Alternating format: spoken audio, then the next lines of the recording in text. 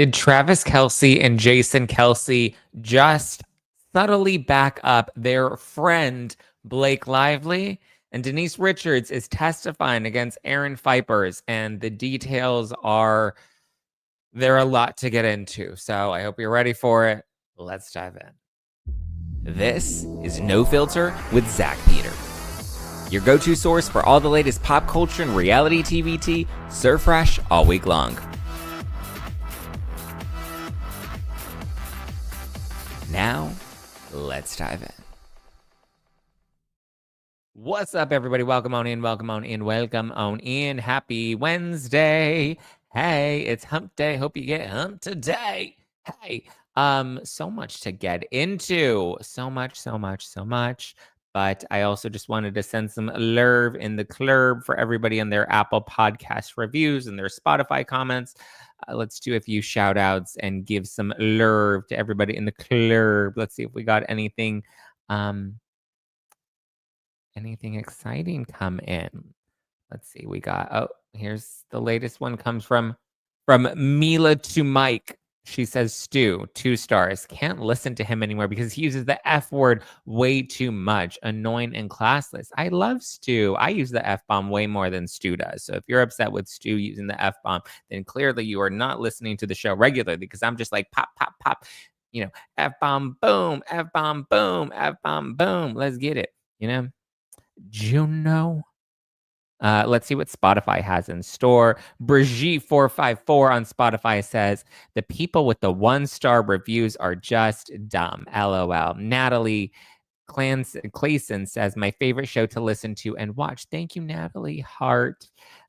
Christy says, don't listen to the low star. Don't let the low stars affect you. It's okay to change and grow. I like the balance. I relate to your political stances. Someone who can pick up the good from both sides and recognize the bad from both sides. The fact that no one wants to hear about and think about politics is how we get to the politically ignorant place that people are in. I like the show. If I don't like the subject, I just skip it like a normal person. No need for mean reviews. Thank you, Chrissy Maddox. That's a very sweet and detailed message. Tracy says, love the show.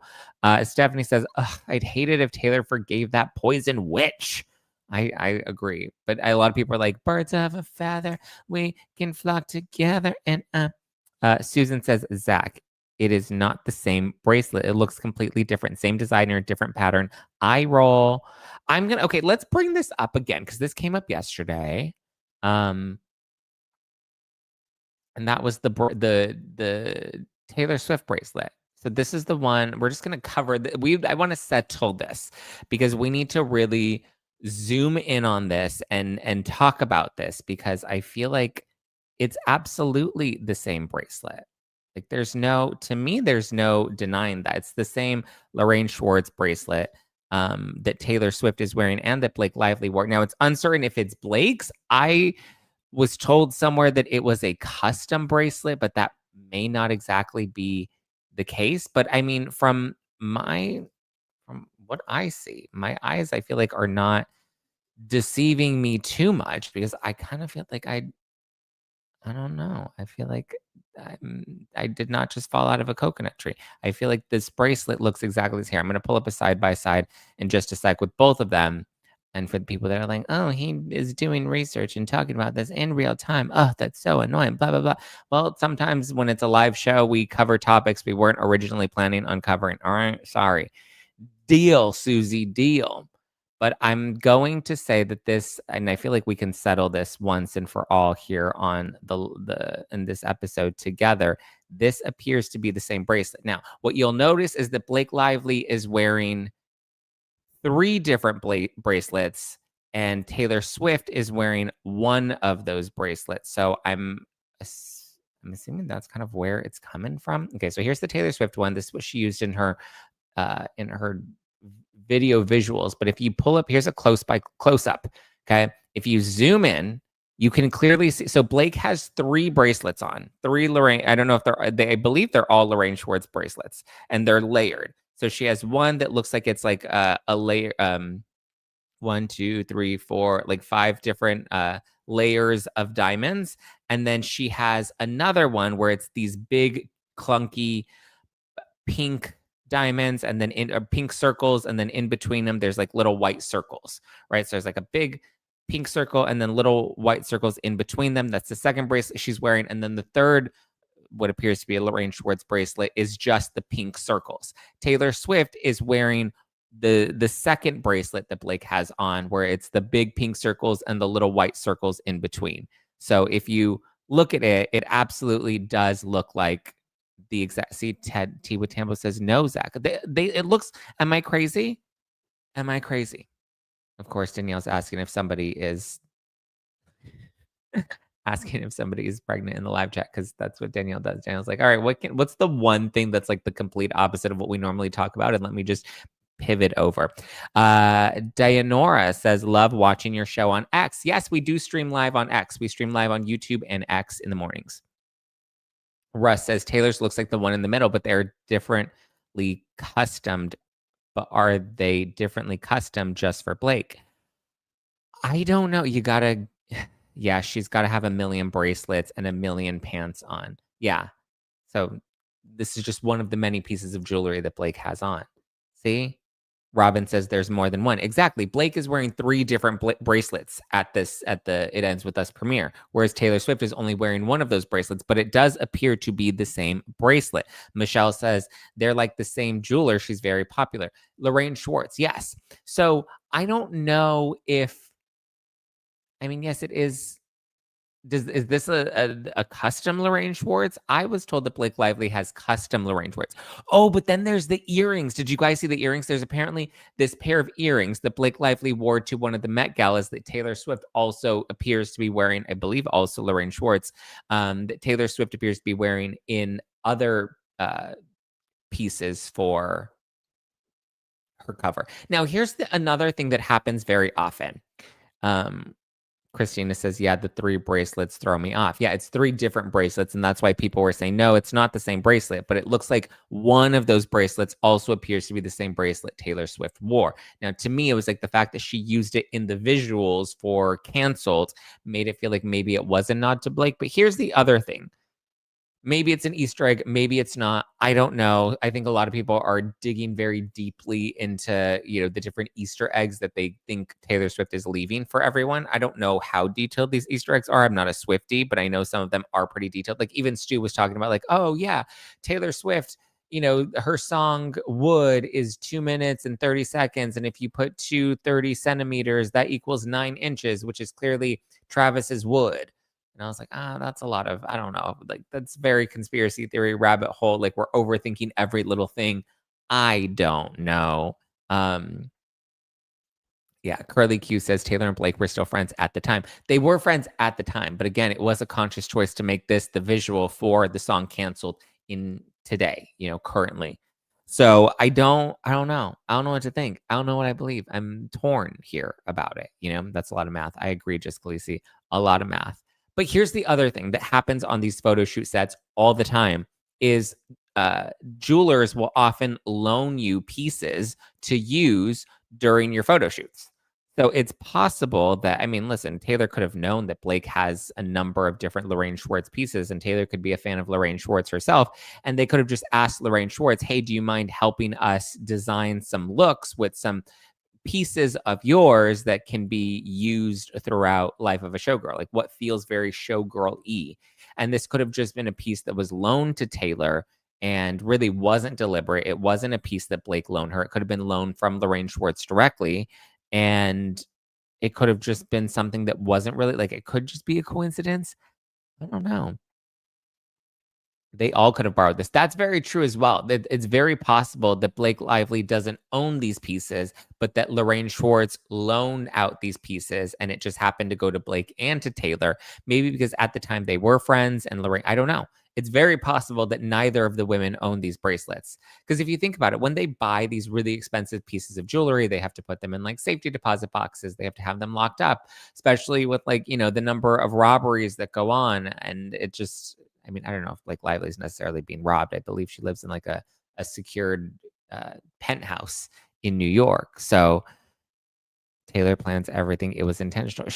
I know. That's where I'm kind of just like, I don't know. That's where I'm torn. Like, I was really convinced that, like, the song itself, I think, everyone has their theories. Is it about Brittany Mahomes? Is it about Sabrina Carpenter? Is it about Sophie Turner? Is it about Blake Lively? I think it's a culmination of all of them. But then, Robin says Lorraine is not going to stop her style series for a custom piece and make a one-off. They might have custom color selected. It was a series. Yeah. And again, it's very possible that neither Taylor nor Blake own either of these pieces. Very possible that they borrowed them for these events. This happens all the time, specifically with jewelry. A lot of the times these stars don't own the pieces themselves. The jeweler will loan them out. Like Kim Kardashian, when she was at her Paris robbery, remember she had that gorgeous necklace and she had all the diamonds and jewels as she went to testify. And then there happened to be a press release that came out that showed exactly who the jeweler was and all of that. I don't believe Kim Kardashian owned any of that jewelry. I believe it was all loaned to her to wear that day. Why do we care again? People care. I care because I want to know, are they friends or are they not friends? I definitely care. Russ says maybe she took these so long ago that she forgot that it was even the same as Blake's. It's possible. And if this is something that Blake doesn't own but has borrowed from Lorraine Schwartz, then how is she to put those pieces together and know that it's the same bracelet, right? Like the internet dissects every little thing, but I don't know if it could be absolutely intentional and it could not be. I don't know. I haven't been able to like settle the case either way though. So what a time, what a time, what a time. Casting pearls before swine. KT says she could have chosen any other jewelry. Plenty of choices out there. I don't know if Taylor's personally choosing like she has set designers that she gives them a vision and they put it together, and she has stylists. Like she has a team of people. Taylor is not personally painting all of the set design. Even if you watch that movie in theaters and you see The Fate of Ophelia, like Taylor has a really big influence in a lot of it, and she puts the creative vision together, but then she has stylists and choreographers and set designers, and she has a whole team of people that put all of those pieces together for her. So even when it came to the exact outfits that Taylor was wearing, she wasn't personally designing each of those outfits, but she's like, it should be sequins and it should be showgirl and we should have a top hat and we should have, heels, and the heels should be open toe. And then we need like jewels and like really fancy bracelets. And then whoever the designer is, whoever the stylist is, will then go and help put those pieces together for her. And she'll have influence like, oh, I like this bracelet, or oh, I don't like this bracelet. But it's not that meticulous. It's not like Taylor, I don't think she intentionally was like, I want that specific bracelet because it's the one that Blake has and all that stuff. Especially if like this was something that Lorraine Schwartz was trying to promote and they were doing this photo shoot at the same time as the It Ends With Us premiere was happening, then it's possible that this was just one of the pieces that the brand was trying to highlight at that time. That happens a lot too. And that's why you'll see some stars wear some of the same pieces on different red carpets. Jane said, Taylor just said on an interview, if people are saying her name, then that's what she wants, no matter what it is. Paraphrasing, but yeah. Elaine said, I was just watching Ashley and she showed the TMZ article. I really used to like TMZ. The Blake of it all has proved to me that TMZ sucks and they're paid by Blake's team. Which TMZ article? Is there a new one? Which TMZ? Oh, about are Taylor Swift and Blake Lively friends again? Yeah. Taylor Swift seems to blast Travis Kelce's ex, Kayla Nicole. Oh, yeah, that was part of it. I've heard those theories. Blake Lively subtly supports Taylor Swift's new album. Yeah, because she liked the photo on Instagram. Oh, groundbreaking. But then the other big story that came out was Travis Kelce and Jason Kelce. So they have a podcast. They have a podcast. It's called New Heights. And people were thinking, so I guess there was an older like an older clip from their podcast that got uploaded onto YouTube this week, and in it they are reflecting on Blake Lively's role. I think that her character was Bridget. Her character Bridget in The Sister of the Traveling Pants, and they were revisiting The Sister of the Traveling Pants. They're like, oh, and they say in the video they reference their friend Blake Lively, who totally crushed the performance of Bridget in The Sisterhood of the Traveling Pants. And so they go on to, you know, rave about Blake Lively and her performance. And yeah, they talk about how they love her. And so apparently this was the excuse now is that this was an old clip that was taped last year that was just re-uploaded to their YouTube channel. But to me, again, the timing of it seems very, very convenient. And TMZ gave an update and said this episode of the New Heights Film Club was re-uploaded. It turns out it first aired last year and was re-uploaded for members only in March. And it's been published for public consumption today. That timing is interesting. Does it suggest that there's a possible thawing in the Blake Taylor situation since this particular episode got a fresh look today? We're investigating clues over here. So that was their latest update about the whole Travis Kelce, Jason Kelce giving Blake Lively a shout out on their podcast, which I mean, they release all their bonus episodes. Yeah, it's kind of standard. Kind of standard. That's not the same comment she made in 2024. To upload clips after the fact or to re-upload clips for, content. And you're just trying to make sure there's constant content that's being put out on your socials, even if it's sometimes repurposed. Michelle says, I think New Heights is trolling her by sharing Sister of the Traveling Pants. Like, of all the things they could share to compliment Blake, this was what they went with. Well, I think it was just the conversation they were having about Sister of the Traveling Pants, and they probably just needed a clip. Maybe they knew it would get some press, and they were trying to fan the flames to get people talking about them. I don't know. I don't know. Also, shout out to Christina, our mod in the live chat. Christina E, shout out. Thank you for being such a great mod. This is what Taylor wants at Drums Up Convo. Probably, and that's what they can use right now, right? To promote her album, to, promote their podcast. They don't need it, but also they love it. They love the attention. Casey Collins says, would love your take on Taylor's song Wish List. I feel like I'm the only one that sees some possible references to Blake. I don't think there are any references to Blake on the album, to be honest. I think Canceled is a more generalized song. I could be sold on the fact that maybe Blake is referenced in the sentiment of the song, but I don't think any of the songs are about Blake or digs at Blake. Like, I don't think Taylor writes every single song with the intention of it being about a particular person. I know she's been kind of coined as that, she writes songs about the people in her life, about her relationships or whatever. She obviously has done that in the past, and I think that's just become her reputation, but I don't think every single song is a direct nod to someone in her life. Beth says, I hope not, because Wishlist is my favorite. Wishlist is fun.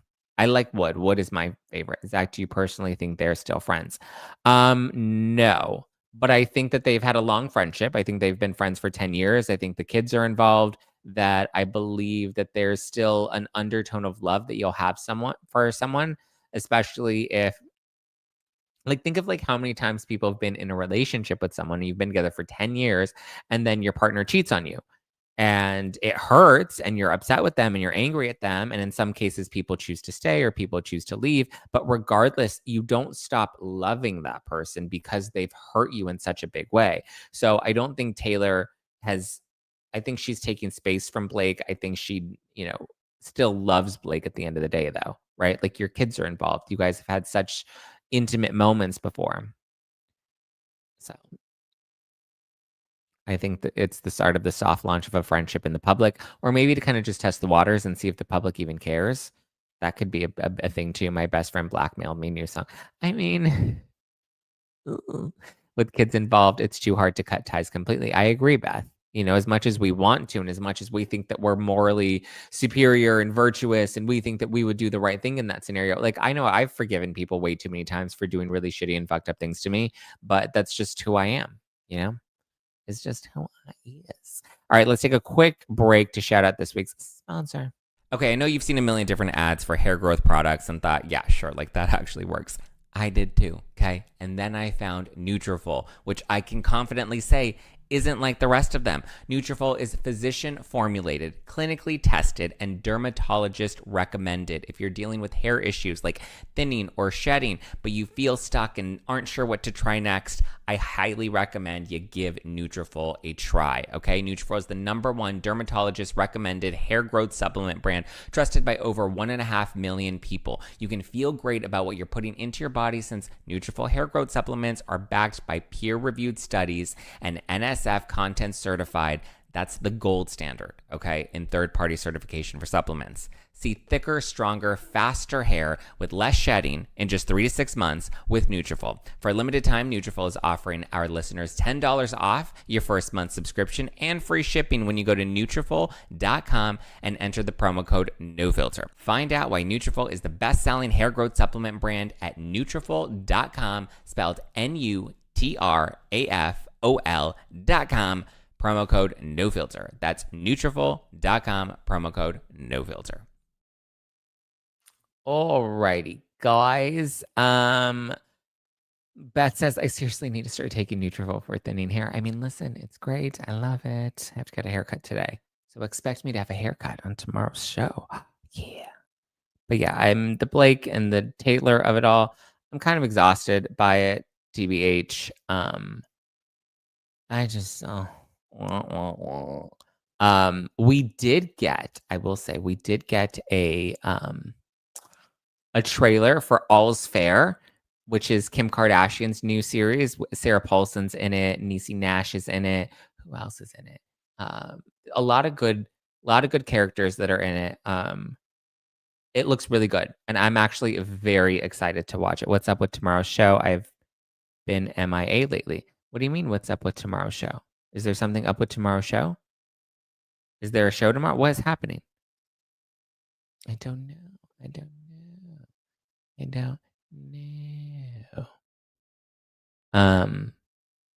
Oh, my hair looks good. Thank you. Appreciate that. Getting a little haircut, just kind of freshen it up. I didn't even get to wash it because I had to tape an interview that'll air on the podcast next week. You said you had to get a haircut. Oh, yeah. Oh, so what's up with... Yeah, Zack's new hair will debut tomorrow. Taylor Swift countdown starting now. I bet the guys in the Chiefs locker room would give Travis so much crap about Wood. Probably. Yes, I'll still be here tomorrow. Why is there a question of whether or not I'll be here tomorrow? I'm just getting a haircut today. I'm not going to be in recovery from getting a haircut, guys. Why is there even a question about if there's a show tomorrow?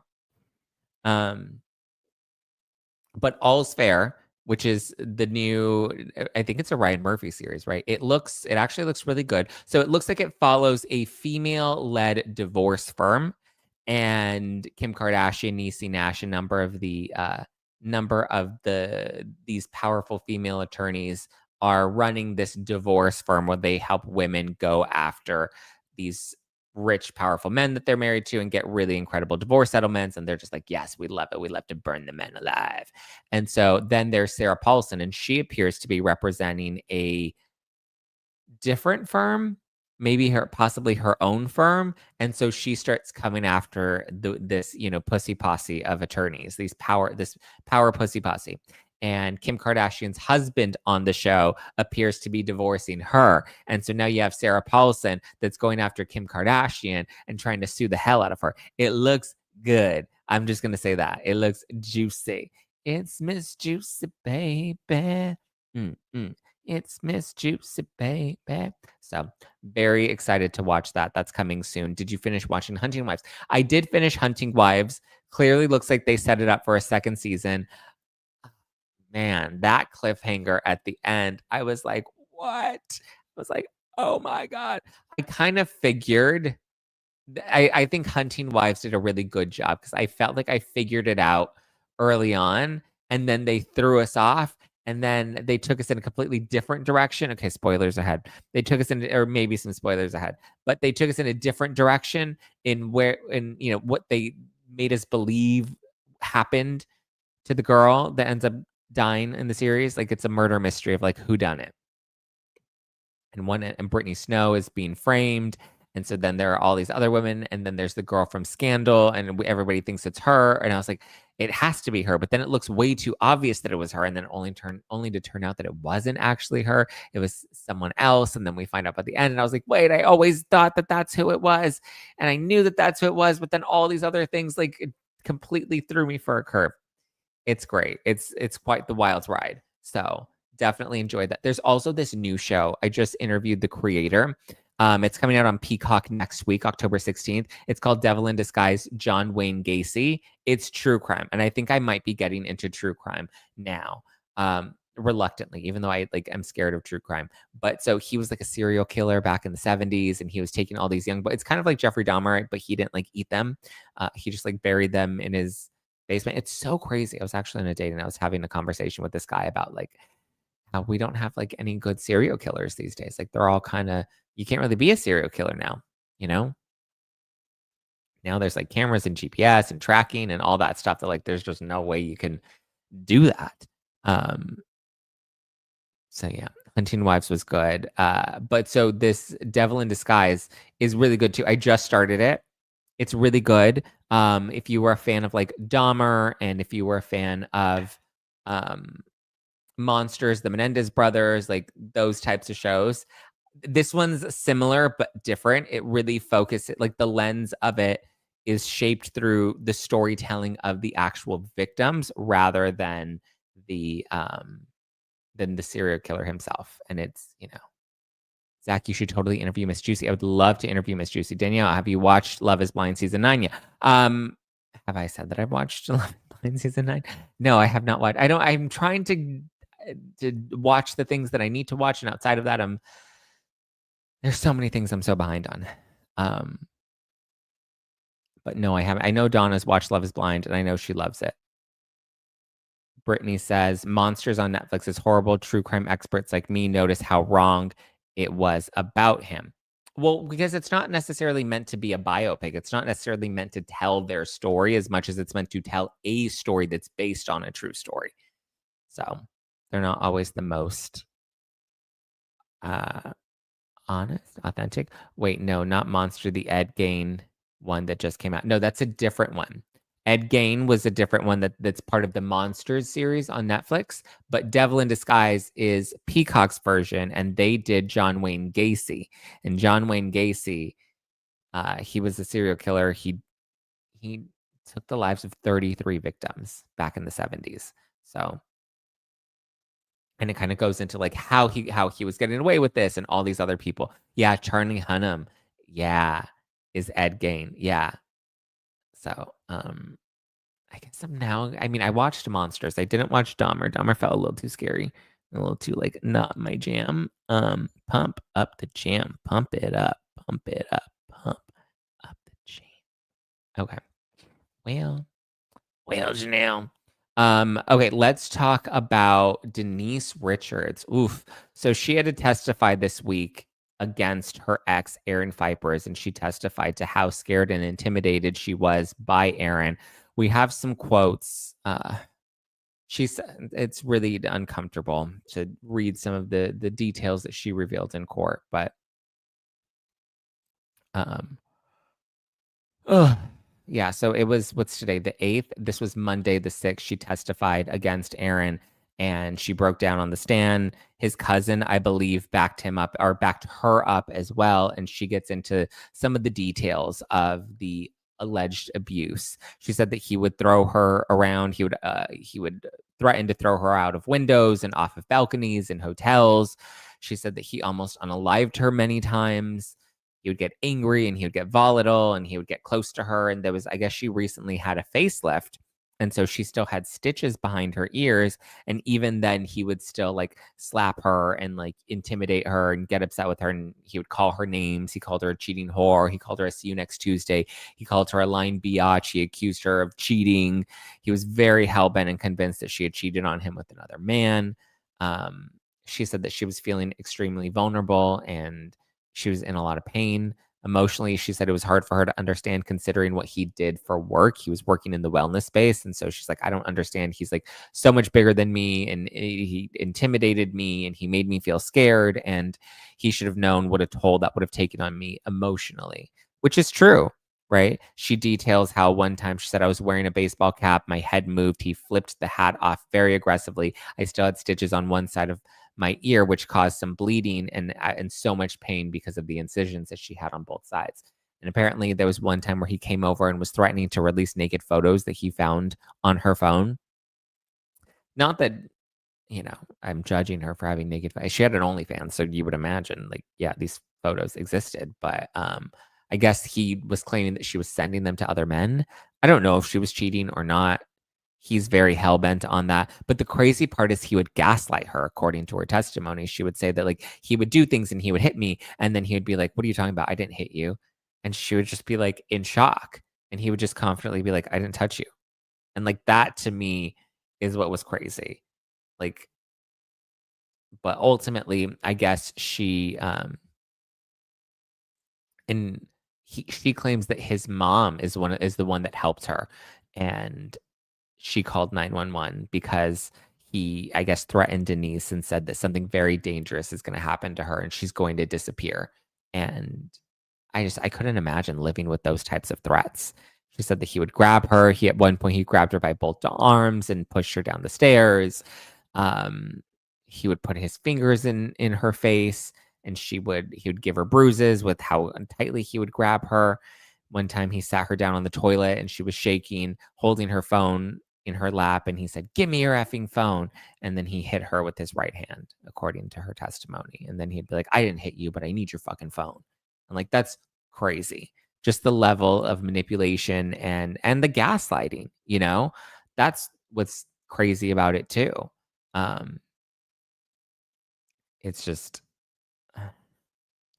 um and I guess after he filed for divorce, she sent him a video, and she in the video says, "You were the last person that I thought would do that to me. I don't know why I'm having a hard time with this. Things were bad with Charlie and I, but he never hit below the belt. I told my dad, I just don't know why. I believed you and I loved you, and I really thought that you were my soulmate. I never in a million years thought that we were getting divorced." He said, "You can claim I cheated, but I didn't. You did do stuff, and I don't care how long ago it was. The fights were so fucking bad, especially after your family moved into their shared home. I tried my best to not have it be as bad as it was. I tried my hardest. I just could not do that shit anymore. Aside from hitting me as much as you did and filing a police report claiming that I hit you in the chest 3 times and scratched your eye, like, come on. Low blow. And I get it, you're upset, and I filed the restraining order, but you hit me one too many fucking times. Each one was getting worse and worse. You were manic. You were the one person that I always thought I could trust and that would protect me, and you were the fucking opposite. I think I'm having such a hard time because I was married to someone I never fucking knew." It's It's heartbreaking. She says, "The last 6 months when you didn't stand up for me, I was like, okay, you filed. I didn't. I told your mom, but they didn't give a shit. Then they're still living in our home. Of course they are. You fucking hurt my heart. One day you're going to look back and say, yeah, she was a Bond girl. I was married to her and she supported my business and everything else. In your heart, or maybe you won't.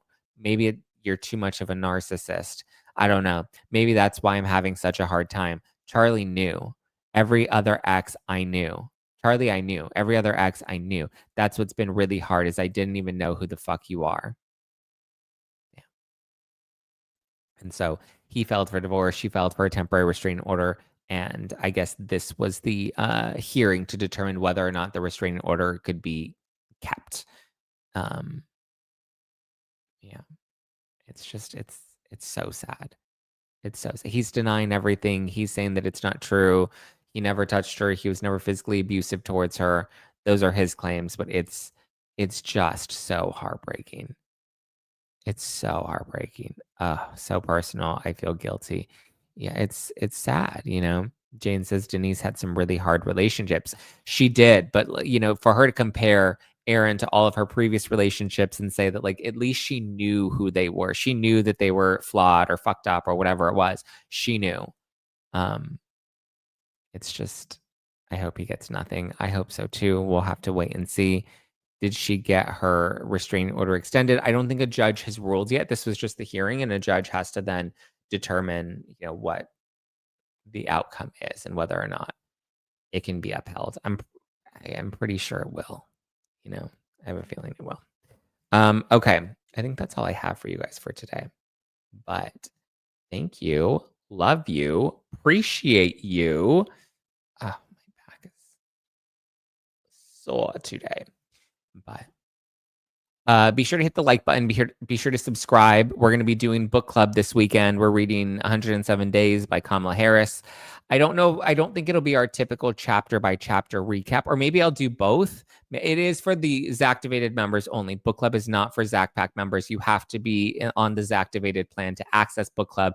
But I think maybe TBD. I may do a episode where I recap. Well, there's so many chapters. So I think we'll just read the book all together. And then this Sunday we'll have a Zoom.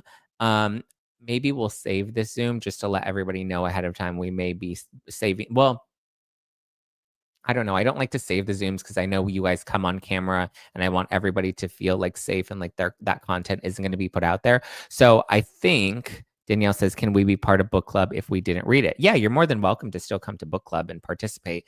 But rather than, I know book club traditionally has been like a chapter by chapter recap. I think in this case, we'll all read the book and then we'll talk about our biggest takeaways from the book, which will be this Sunday.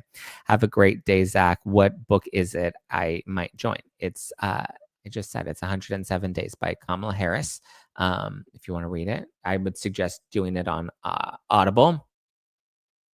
But yeah, we don't record. So I know before when we would do live streams, you could watch the rebroadcast. Now that you have the option to get on camera and to turn on your mic and engage, we're not going to save any of the Zooms. So when the Zooms are scheduled, which typically are Sundays between noon and 1 p.m. Pacific time, just, letting you know now. But you can sign up on Supercast for No Filter All Access.